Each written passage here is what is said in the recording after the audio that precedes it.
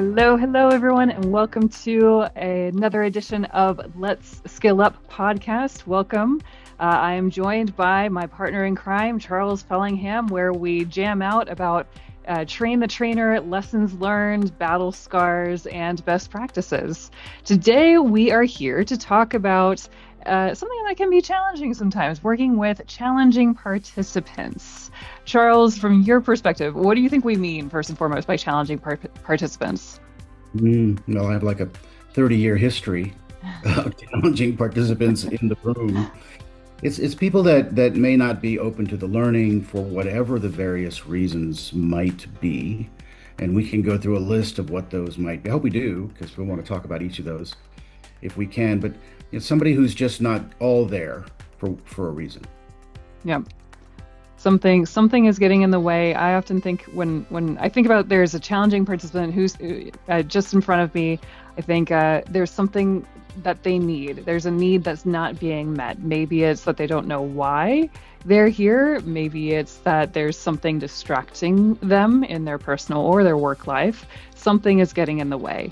So if we take that perspective, then what is our role when it comes to working with challenging participants? Well, foreknowledge is welcome.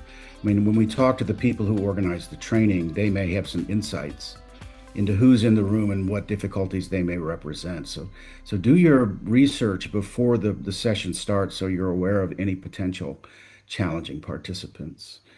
And then beyond that, just anticipate that you'll have some and know some of the best practices on how to deal with that. Exactly. It's natural. Oftentimes it's not against us, right? We have to make sure that we don't take it personally. There's something that's just getting in the way. When you are doing your prep, what are some flags that kind of stand out to you that say, oh, this might indicate that I might have a challenging participant? Yeah, oftentimes if you look at how many participants there are in the room, the fewer the participants, I think the better. If you designed a workshop for 20 people and you have 25, 28, chances are you're going to have people checking out. So you want to make sure that you prepare yourself for, keeping a larger group engaged as best you can. Mm-hmm.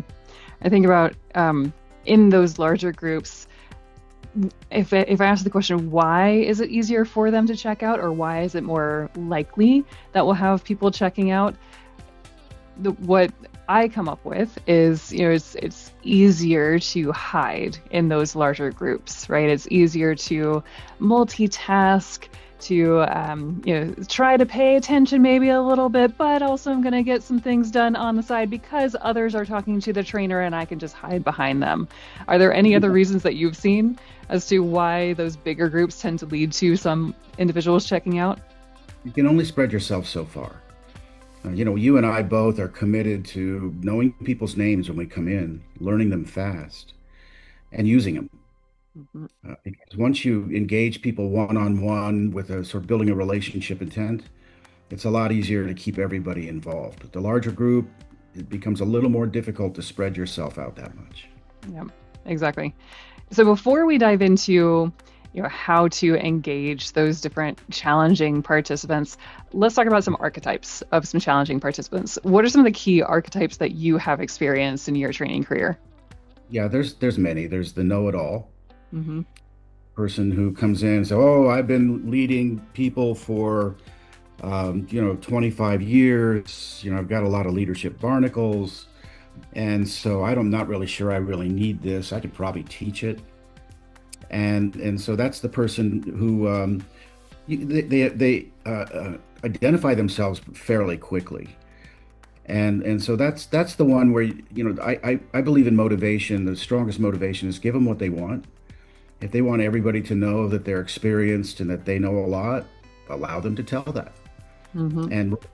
and really give them kudos for having that kind of experience. Those are great individuals to weave into the co-creation of the training, right? Yes, like you say, they identify themselves quickly early on. Then we can work with them to say, in your experience, how have you seen this? How have you done this, right? So give them what they want and then leverage that to give everyone else what they need. What are some other archetypes that you've seen? The war story people, the ones who, when they start talking, they don't stop. They want to tell long stories. They find themselves to be, verbally interesting to themselves. And a best practice for them is to, I don't like to interrupt people, but Hmm. there are a few instances where it's fine. And you may want to just, as they're going on, say, hey, so for the purposes of staying on track time-wise, or I want to understand what you said and then summarize it. And then who else has a thought? And then just Hmm. shift gear. Exactly. That's a great way to work with the talker. I like that one too. Again, meet them where they are, right? Try to match their energy. Oftentimes they're very passionate. They continue talking. They're faster paced in how they're delivering, their message. So we have to meet them and match their pace. And then Right. as we kind of start riding along with them, then we can take the mic and say, yes, those are great thoughts. Who else has a build on so and so's thoughts? Right. And I found that can help to make sure that they feel heard, but also give space for everyone else to be heard as well. Yes. Any other archetypes that come to mind? There are Yeah. many The still. one we call the prisoner. And this is the one just doesn't want to be there. They've got their computer open and they're working while they're in the training room. And this is just there's no good time for training Hmm. to them. And so with the prisoner, you've got to see early that that's who they are. And you set down general standards for everybody. Hey, no computers unless they're using the participant guide, on their computer. But we're going to stay away from work stuff. Well, breaks, you'll be able to catch up. And Hmm. just keep people from disengaging because they just don't want to be there. They're either too busy or they don't see the importance. I've often heard that one called the prisoner, and the hostage is another word that I've heard for it too. But What I like to do too to help to make sure that we can engage that person, and I agree, set the ground rules from the beginning. And if we can set the ground rules and co-create them with the group. So, what are some ground rules that we can establish together as a working team for the time that we're here together? And then we get our list, right? Maybe it's whiteboarded, and then say, all right, give a thumbs up if everyone agrees with these. If you don't, that's okay. Let's talk about it. If you do, give that thumbs up, get that commitment from absolutely everyone, including the prisoner. And yeah, then that gives us something to lean on from an accountability standpoint throughout the rest of the session. yeah. I find that we have less hostages and prisoners if we've got people from one that like natural work groups in the room that work together. Hmm. If we've got sort of a public group where, hey, this company offers some sort of a menu of courses and their bosses say, hey, you need to take this. And so they've got people in the room that really don't know each other and have been asked to do this. They tend to be, the potential is higher for Hmm. the prisoner slash hostage. Exactly. It's almost like the peer pressure, right? I know these people, so I have to make sure that I am quote unquote performing versus, again, I'm hidden. They don't know me, so I can hide and I can multitask and do what I need to do outside of the training itself. Exactly. Another one that I've come across is the saboteur, the one who this could be a prisoner slash hostage, but they tend to influence others to their unproductive behavior. So oftentimes this might be someone who, again, like you mentioned, we might have the participant manuals that are virtual. People have their laptops up. This person pulls up their email, and then their neighbor sees that they have their email open, and the neighbor says, "Oh, you know what? I should probably check my email. I'm probably missing things." And then their neighbor checks their email, and so on and so forth. It's this domino effect. Have you seen that profile uh, as well? Give each other permission to do it. And so, it's a problem if you let them get away with it. Hmm. So you've got to be, keenly aware of what people are doing when they've got their laptops up in a live session. It's less able to see what they're doing when we're in a virtual session, unfortunately, but we keep Hmm. reminding them. Although, in a virtual session, if somebody hasn't pinged in either with a chat or come off mute in a while, I'll call them out. I start doing that early so that people know I'm going to be doing that. Hmm. And all of a sudden they re-engage and then they're more likely to stay with it.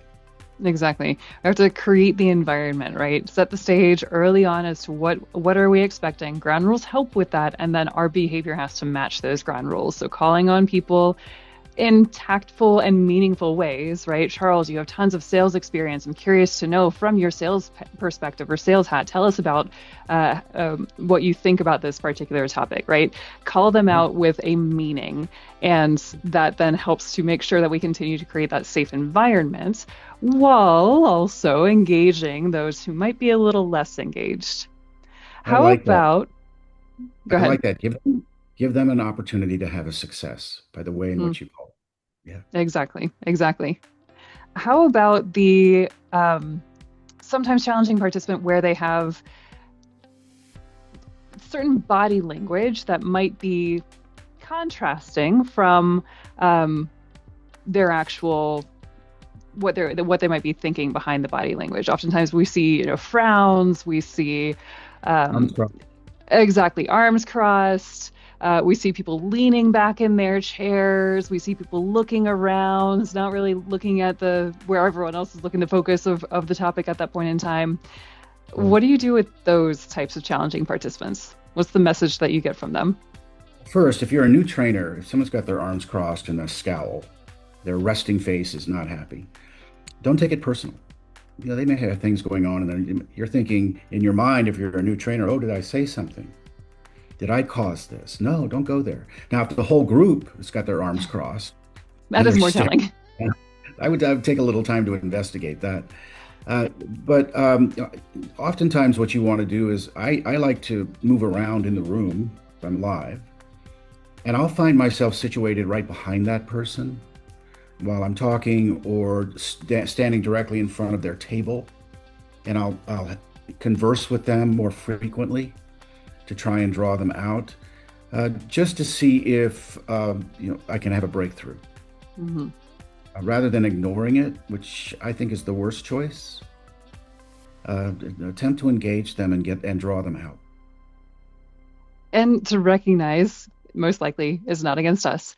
And it might not even be their facial expressions, their body language might not actually be reflecting a negative thought or a No, negative mindset, right? right. And Yeah. we might have someone who's scowling because they're thinking really hard about this topic and it's creating a lot of mental friction for them. And they might be having an insight saying, oh, wow, I've been doing this way my entire life, my entire career, and I'm seeing now I need to do it a different way, right? The arms crossed could be the same thing.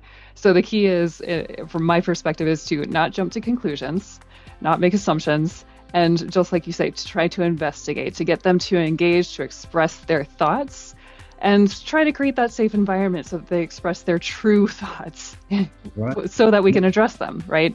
Create that You know, space to say, if there are any concerns, let's talk about these concerns. If you've seen this done differently, let's talk about it so that we can create dialogue around it. yeah.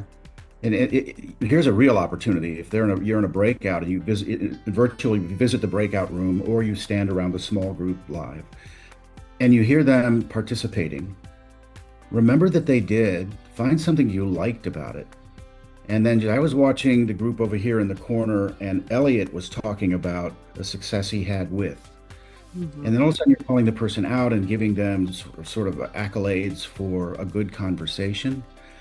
And that tends to help change their mood too. Exactly. Very true. Very true. So we've talked about quite a few different archetypes. There, of course, are many more that we haven't discussed explicitly. And I know that there's no silver bullet, right, that we can apply to engage all of these archetypes and turn them into rather than challenging, productive, and helpful participants. But what would you say are some best practices that you would encourage our trainers who are listening in to really focus on? If we could say, here are three things that generally help when you encounter a challenging participant, what would you say?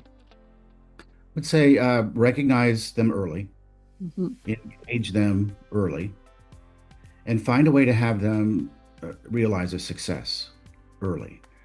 And so don't let things propagate without your attention. I think it's discover early, engage early. Hmm. Don't let it spread, right? No, no. And I would add just create that psychological safety through the established accountability system and allowing people to have the space to speak, all individuals in there to have the space to speak and engage and co create in the training. Exactly. Yeah. Well, thanks everyone for joining us for another Let's Skill Up podcast. If you want to learn more tips, tricks, lessons learned, and battle scars, look us up on letsskillup.com and you'll see lots of great playbooks and tools to help you to upskill and uplevel your training and have great impact and results through the training that you deliver. We will see you next time on Let's Skill Up. So long.